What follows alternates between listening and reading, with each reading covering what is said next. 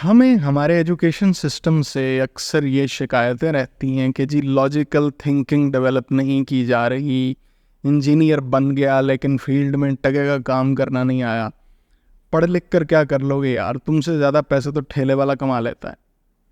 हमारे साथ as a nation ये क्या हो रहा है, इस पर बात करते हैं। मैं हूँ डॉक्टर उस्मान ज़िया और आप देख रहे हैं educational wellness with doctor Usman. इस सवाल के जवाब की तरफ आने के लिए मेरा आपसे एक और सवाल है, क्या आपने कभी टर्म टीचिंग टू टेस्ट सुन रखी है? As an expert on education and special education I understand कि हमारे तालीमी निज़ाम का एक बहुत बड़ा मसला ये टीचिंग टू टेस्ट है। अब ये टीचिंग टू टेस्ट किस बला का नाम है, आइए मैं आपको बताता हूँ। जिस तरह हमारे यहाँ केले का, सेब का, आम का और लॉन के कपड़ों का एक सीज़न आता है ना, तो इसी तरह एग्ज़ाम का भी एक सीज़न आता है।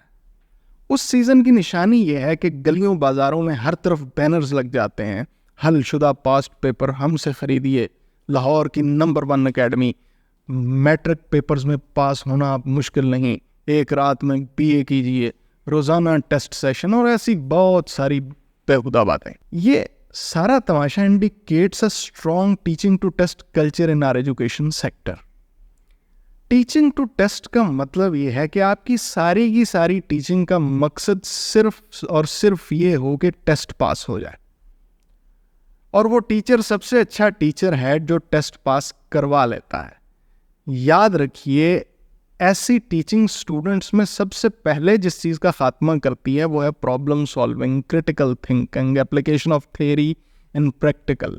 स्टूडेंट टेस्ट तो पास कर लेता है लेकिन वो इस काबिल नहीं हो पाता कि अपने नॉलेज को प्रैक्टिकली यूज़ कर सके। यही वजह है कि हमारे तालीमी इदारे बेरोज़गार पैदा करने की फैक्ट्रियां बन गए हैं। एक रिसर्च कहती है कि एक टेस्ट मेजर एजुकेशनल डिसीजंस के लिए काफ़ी नहीं होता, और जो स्टूडेंट मिडिल स्कूल से ऊपर चले जाते हैं, सिर्फ testing skills are not helpful for them to develop critical thinking and problem solving skills. और फिर ये टीचिंग टू टेस्ट स्टूडेंट के अंदर से मोटिवेशन और एक्साइटमेंट का तो बिल्कुल खात्मा ही कर देता है। मैं टेस्ट के खिलाफ नहीं हूँ, मैं ये समझता हूँ कि टेस्टिंग के तरीकाकार में वो नॉलेज, स्किल्स और एटीट्यूड की टेस्टिंग अप्रोप्रिएट वे में होनी चाहिए जिनकी प्रोफेशनल लाइफ में स्टूडेंट को ज़रूरत पड़ेगी। क्या हमारे एग्जामिनेशन सिस्टम में वाकई इस बात का एहतमाम किया जाता है कि लिया जाने वाला टेस्ट इन सारी एबिलिटीज़ को रिफ्लेक्ट भी करे? क्या असेसमेंट के बुनियादी उसूलों को पूरा किया जाता है? टेस्ट क्या कर रहा है ये देखा जाता है। इंग्लिश लैंग्वेज के टेस्ट में हिस्ट्री के क्वेश्चन पूछे जा रहे होते हैं। असेसमेंट के बुनियादी उसूल क्या हैं, एक टेस्ट कैसे अच्छा टेस्ट बनता है वो, और कैसे हम टीचिंग टू टेस्ट के मसले को ख़त्म करके ऐसे स्टूडेंट्स पैदा कर सकते हैं जो वाकई प्रोफेशनली स्किल्ड हों।